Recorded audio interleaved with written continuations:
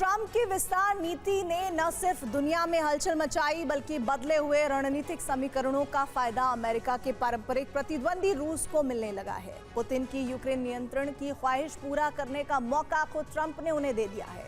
ऐसा इसलिए नहीं कि अब रूस को विस्तार से रोकना ट्रंप के लिए मुश्किल होगा, बल्कि इसलिए कि ट्रंप ने ग्रीनलैंड के मोर्चे पर यूरोप को व्यस्त तो इतना कर दिया है कि उनका ध्यान यूक्रेन से हट गया है। देखिए इसी पर हमारी एक्सक्लूसिव रिपोर्ट।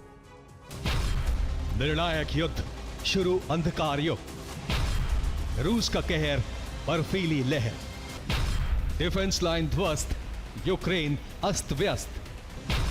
वो ऐसे कि ट्रंप ने ग्रीनलैंड पर नियंत्रण का प्लान धरातल पर उतार दिया है।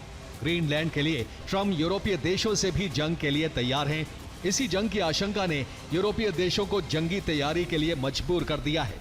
यूरोपीय देशों का ध्यान अब अपनी सुरक्षा की तरफ ज्यादा है, जिससे यूक्रेन को जारी होने वाली मदद प्रभावित हो रही है और पुतिन इस मौके का फायदा उठाकर यूक्रेन पर नियंत्रण के लिए आगे बढ़ गए हैं।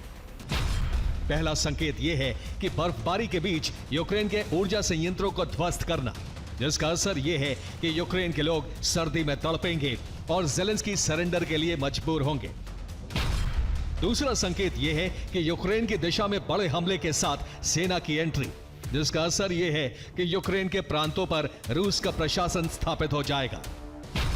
यूनिसेफ और IFRC का दावा यह भी है कि यूक्रेन में बच्चों पर अब हाइपोथर्मिया का खतरा मंडरा रहा है, क्योंकि यूक्रेन के डिफेंस सिस्टम की मिसाइलें अब खत्म हो चुकी हैं।